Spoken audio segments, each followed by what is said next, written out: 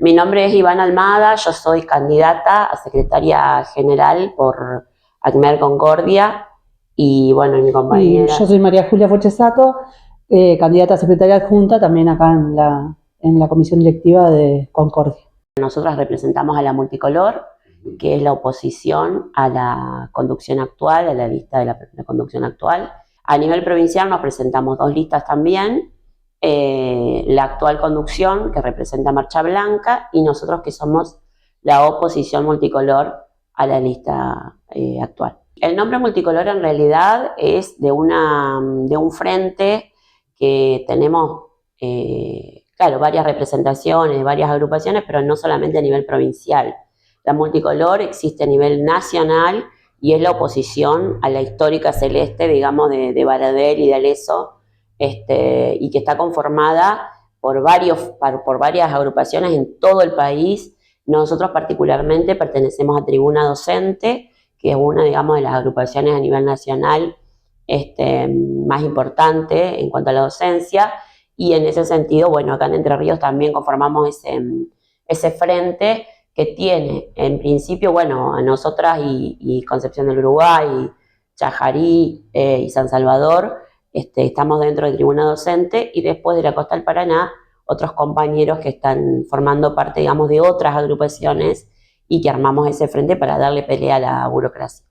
Lo que nosotros planteamos es una lista que se propone recuperar el sindicato, decimos, porque entendemos que la actual conducción de ACMER ha dejado pasar muchas de las defensas de nuestros derechos y ha vaciado el sindicato. Acá en Concordia, por ejemplo, se han desafiliado casi 1000 compañeros y compañeras en los últimos 4 años, que es de la elección pasada esta, que nosotros también nos presentamos. Y entendemos que el sindicato tiene que ser un espacio de participación activa, democrática, de lucha, de organización de los compañeros y las compañeras, y eso es lo que nosotros proponemos, digamos, ¿no? Una lista o una conducción sindical antiburocrática, clasista, democrática, que se combativa, que se organice para luchar por los derechos que tenemos, para no perderlos, para recuperar aquellos que hemos perdido, y bueno, y para conquistar aquellos que todavía no hayamos conquistado. El 25 de septiembre son las elecciones, que es un día jueves. Las elecciones se desarrollan desde las 8 de la mañana hasta las 18 horas. En este caso son urnas fijas, se llaman, es decir, que están fijas en escuelas. Hay 24 urnas fijas, 2 que están en la seccional de ACMER y las otras 22 están en diferentes escuelas de toda la ciudad y también de las zonas rurales. Pero no va a haber, como en otras elecciones de ACMER que hubo, urnas volantes que recorren escuelas, sino que van a estar fijas. Y los padrones son fijos por urna, es decir, que los afiliados votan solo los afiliados, y afiliadas tienen que buscarse en el padrón, que está en la página oficial de acmer.org, y votar en la escuela en donde figura en el padrón, exactamente. Vota con el DNI, ya sea físico o digital, o con la licencia de conducir. ¿Cuál es la situación en particular de los docentes, organizados sindicalmente, digo, pero también del movimiento obrero en este contexto, digo, complejo que estamos atravesando, con Milei como presidente, Frigerio gobernador, Ascue intendente? ¿Cómo lo ven ustedes? Mirá, nosotros tenemos un posicionamiento frente a eso, y es que nosotros planteamos que Milei se tiene que ir, ¿no? Eso fuertemente lo planteamos desde nuestra línea. Entendemos que se tiene que ir con el movimiento popular, con las calles, con organización, y no esperar, digamos, a las elecciones porque un día que pasa perdemos más derechos. Entonces entendemos que debemos organizarnos, la clase obrera, la clase trabajadora, desde todos los sectores, no solamente del sector docente, para poder ganar las calles y expulsar a este gobierno que no hizo más que atacar a los derechos de las trabajadoras, de los trabajadores, de las mujeres, de los jubilados y las jubiladas, y por supuesto que viene por más, digamos, ¿no? Nosotros creemos que esta situación va a empeorar, por eso es necesario un freno, y ese freno se lo vamos a poner en la calle, porque no confiamos en el Parlamento, y no podemos esperar al 2027 para ver qué situación nos va a esperar a partir de falta mucho todavía. Recién estamos en las elecciones intermedias, nosotros creemos que es necesaria la organización urgente de todas las luchas, porque si bien, digamos, nosotros particularmente, como decía Julia recién, queremos organizar al grupo docente, digamos, para salir a luchar por nuestros derechos, entendemos que tiene que haber una unidad en las luchas que se están llevando adelante o que están, digamos, progresivamente aumentando, porque claro, el contexto hace que un trabajador de una fábrica que no tenga laburo porque lo echaron, los jubilados y las jubiladas que no les alcanza, los recortes que hay en discapacidad, bueno, ahora el veto a la universidad, al presupuesto universitario y también a la emergencia pediátrica, que afecta directamente al Garrahan. Nosotros creemos que es importante estar en la calle con todos los sectores para enfrentar, digamos, este veto, y me parece que esa es la línea que nosotros queremos seguir y que seguimos hace muchísimo tiempo. Defender la clase trabajadora y salir a luchar. O sea, es la única forma que nosotros vemos para poder cambiar nuestra realidad como trabajadores. Y la situación en la provincia de Entre Ríos, la situación del sector docente en cuanto a salarios, bueno, el gobierno provincial que disolvió el IOSPER, creó el OSER, digo, ¿cómo la ven? ¿Cómo la sienten ustedes? Bueno, nosotros lo que planteamos es que la situación de la docencia en Entre Ríos es crítica. Una de las cuestiones tiene que ver con lo salarial, tenemos uno de los salarios más bajos del país, y esto tiene que ver con que hemos ido perdiendo salario desde hace tiempo, no necesariamente desde el gobierno de Frigerio, sino inclusive antes, desde la pandemia y antes también, pero entendemos que también en ese sentido la burocracia sindical o la conducción actual del sindicato es la que ha permitido esto, ¿no? El responsable es el gobierno, que es nuestro patrón, en este caso Frigerio y anteriormente Bordet, que siempre ha, digamos, pactado o ha propuesto salarios por debajo de la línea de pobreza. Pero la conducción sindical ha aceptado esas propuestas e incluso ha militado para que se acepten esas propuestas. Nosotros planteamos que el salario tiene que ser un salario básico inicial superior a la línea de pobreza, que hoy está aproximadamente en 1.300.000. Hoy en día una docente que recién inicia está cobrando 600.000 pesos, entonces está casi en la línea de indigencia.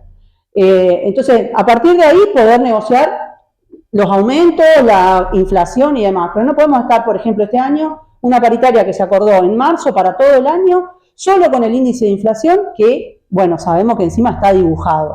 No tuvimos una recomposición salarial, solo se acordó un aumento, un bono que encima fue discriminatorio porque era solo para los docentes que tenían más de 10 años de antigüedad, un bono de 25.000 pesos por este año y un aumento del índice de inflación mensual que nos llega al 2% mensual, o 1% mensual en algunos casos. Ni eso siquiera, no llega a 30.000 pesos por mes. Entonces, entendemos que esa situación es una de las más graves porque tiene que ver con nuestras condiciones de vida, con poder pagar el alquiler, con poder pagar todo lo que necesitamos para poder vivir y que la mayoría no llegamos a cubrir esas necesidades. La mayoría de las docentes son mujeres, sostienen a su familia, a sus hijos y entonces con un salario no les alcanza, tienen que trabajar 10 horas por día, doble cargo, 10 horas frente a alumno por día, porque toman horas, toman cargos en escuela pública y en escuela privada, o en algunos casos dobles cargos en distintas instituciones, y eso implica también un desgaste laboral, un desgaste en las condiciones de salud de las mismas compañeras, que va en detrimento de todo el sistema y de toda la educación en general. Después también en relación a, bueno, lo que vos decías, la obra social. Nosotros entendemos que la obra social tiene que ser manejada por los trabajadores, tiene que tener un directorio obrero elegido por los mismos trabajadores, como lo tenía, aunque nosotros también somos críticos del directorio que estaba, porque también sabíamos que había falencia, que no era transparente, que no se comunicaban en qué se gastaba toda la plata, y por eso ese directorio tiene que ser revocable. O sea, si no funciona, si no es transparente en sus decisiones y en su accionar, bueno, que se vuelva a elegir y sean otros los representantes. Lo que tenemos ahora es una obra social o una prepaga encubierta que la dirige el Ejecutivo con la complicidad de nuestro propio sindicato, porque ACMER, la conducción actual de ACMER decidió tener un vocal en ese directorio que además tiene un acuerdo de confidencialidad, entonces no puede ni siquiera comunicar qué es lo que se decide al interior de ese directorio. Entonces nosotros entendemos que eso va en contra de nuestros derechos, de nuestra representación, incluso de nuestros intereses, digamos, ¿no? Porque nosotros somos los que aportamos de manera solidaria para sostener la obra social, pero la va a manejar el directorio impuesto por el Ejecutivo con la complicidad de los representantes gremiales, digamos, ¿no? Lo otro que planteamos también es en relación a las jubilaciones, que, bueno, hemos perdido derechos jubilatorios y se ha modificado, de hecho, la ley jubilatoria, porque, bueno, en el gobierno de Bordet se quitó el 3x1, que era una cláusula que permitía a aquellos docentes que tenían mayor años de aporte poder canjearlos por años de edad. Eso lo quitó Bordet con la ley de emergencia de la pandemia, y el año pasado lo que modificó Frigerio a través de un decreto fue el aumento del aporte personal que hacemos para nuestra jubilación. Nosotros ya teníamos un aporte mayor al resto de las jubilaciones, que las jubilaciones ordinarias aportan el 11%, nosotros aportábamos el 16%, porque tenemos un régimen especial en el cual nos jubilamos con 25 años de aporte y porque además nos jubilamos con el 82% móvil. Bueno, a partir del año pasado, Frigerio aumentó ese aporte al 19%, que es un aporte altísimo, digamos, ¿no? Y además lo que hizo fue que aquellos docentes que se jubilan con la edad especial, digamos, de 52 años las mujeres y 54 años los varones, sigan aportando luego de jubilados 3% hasta llegar a la edad ordinaria, que es 57 años las mujeres y 62 años los varones. Lo que es un descuento. Lo que es modificar el 82%, digamos. Ya no nos jubilamos con el 82%, sino con el 79%, porque le tenés que restar ese 3%. Y lo otro que sabemos que está ahí presentado ya en la legislatura es la modificación de la edad para jubilarnos, que también es algo que se va a venir, que sabemos que también a nivel nacional es algo que el Fondo Monetario, o a nivel internacional el Fondo Monetario está exigiendo una reforma previsional y una reforma laboral que tiene que ver con que no existan más los regímenes especiales como el que tenemos nosotros, que la edad jubilatoria se eleve tanto a las mujeres como a los varones, y entonces nosotros creemos que eso es algo que tenemos que defender, que tenemos que organizarnos para poder enfrentarlo, y que la actual conducción no lo ha hecho, porque cuando nos aumentaron ese 3%, tanto los aportes de activo como de jubilado, solo hicimos una marcha y quedó ahí, se aumentó y no pasó más nada. ¿Qué pasó con, recuerdo al inicio de esta gestión, lo que se derogó, se quitó ¿cómo es lo que pagaba Nación? El FONIT. Sí, bueno, en ese ¿Cómo sentido se hizo cargo la provincia del FOPIT, ahora se llama FOPIT, pero en realidad lo que nosotros somos muy críticos, digamos, del FONIT, éramos muy críticos del FONIT y del FOPIT también, porque son montos en negro. Entonces eso de alguna manera va modificando nuestro salario, digamos, te jubilás con menos.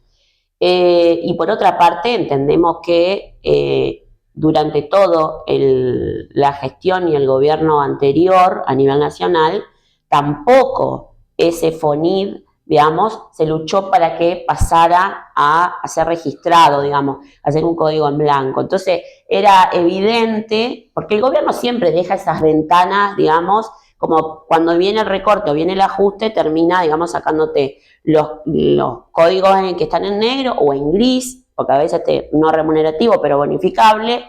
Y también lo que somos también muy críticos es de toda la caja curricular que está en planta temporaria, digamos, ¿no? Eso ya hablando de la estabilidad laboral de los compañeros y las compañeras en la escuela. Entonces, siempre dejan una ventana ahí, permitida también por esto que decía Julia, por las burocracias sindicales, no solamente a nivel provincial, sino a nivel nacional, como las CETERAS, las CTAs, las 2 CTAs que no están saliendo a luchar ni están llamando a una huelga general. O sea, la idea, a ver, para unir todas las luchas, lo ideal sería que las centrales sindicales, tanto la CTA, la CETERA, la CGT, llamen a una huelga general y poder realmente hacerle frente a este gobierno que viene por todo.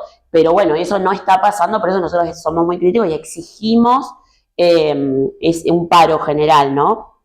¿Qué es lo que pasa? Disculpame, vuelvo para atrás. Digo, con esto, cuando se acuerdan paritarias, estos aumentos con bonos, ¿no? Aumentos con bonos, aumentos en negros. Son bienvenidos hoy, pero a sí, no, plazo, pero no, pero a largo plazo no, porque fíjate vos que una compañera que recién se inicia, como lo planteaba Julia, se inicia con 600.000 pesos, y esos bonos o esos códigos en negro que te van aumentando no modifica, digamos, su salario real. Por eso nosotros peleamos por el básico. O sea, nuestro recibo de sueldo tendría que tener muy pocos códigos, el básico y la antigüedad, ¿no? Nosotros decimos esos dos códigos. Ahora, si vos mirás un recibo docente, tenemos muchos códigos, algunos se han borrado, es verdad, han pasado, y otros quedaron ahí en gris, viste que no sabes, nunca entendés cómo leer un recibo de sueldo docente, las compañeras te lo dicen en las recorridas que estamos haciendo, es muy difícil entender el recibo, nunca entendés cuál es el aumento real,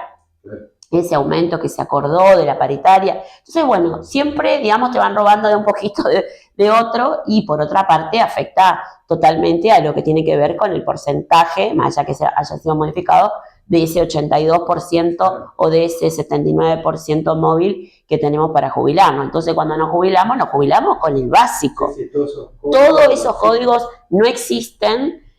Bueno, la antigüedad obviamente no te la pagan, entonces la compañía lo que tiene que pensar es que cuando se vaya a jubilar, el porcentaje se va a sacar de ese básico. Por eso nosotros luchamos e insistimos en cada asamblea en que hay que ponerle número a los reclamos, esa es una de las cuestiones, que es la línea de pobreza como mínimo, digamos, según el contexto y el momento. Hoy es 1.300.000. Bueno, hoy nosotros estamos exigiendo al gobierno provincial que el básico de una compañera que recién se inicia sea de 1.300.000.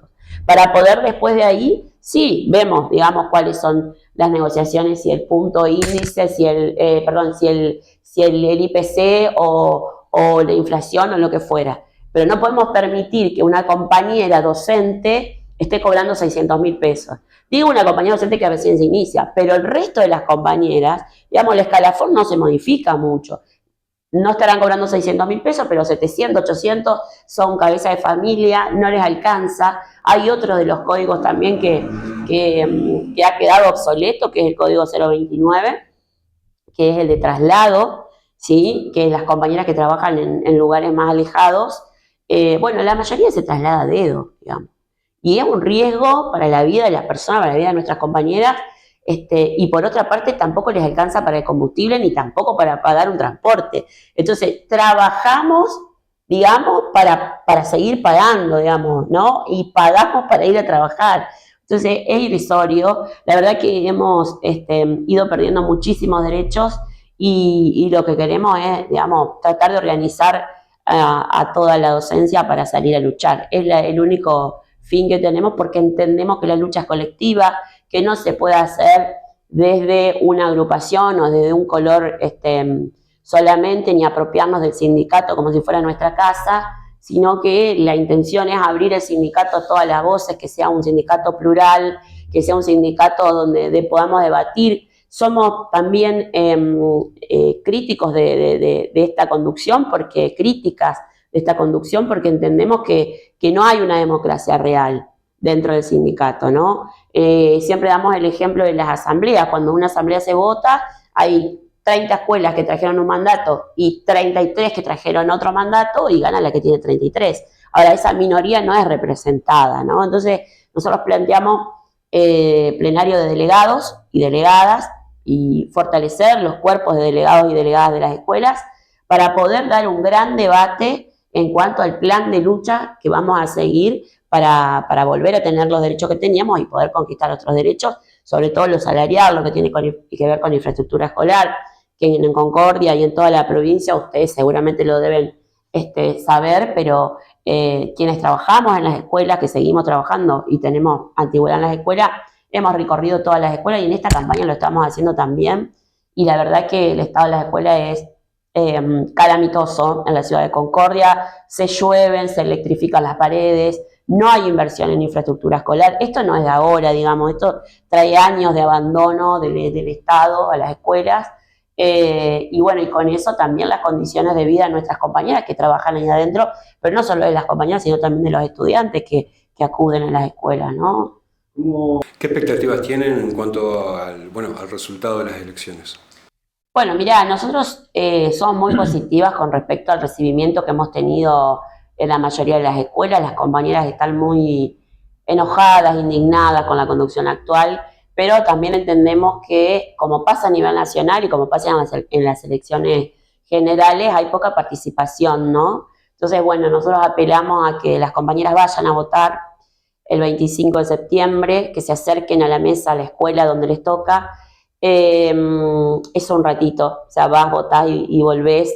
Yo sé que por ahí es un esfuerzo enorme el que tienen que hacer las compañeras para trasladarse, por ahí para pagar un colectivo más, para trasladarse al lugar que les toca votar, pero bueno, entendemos ese contexto, pero les pedimos que nos acompañen, porque la única forma de cambiar este sindicato y de cambiar nuestras condiciones de vida es participando, digamos, ¿no? Y esta es la oportunidad que tenemos de participar las afiliadas y los afiliados.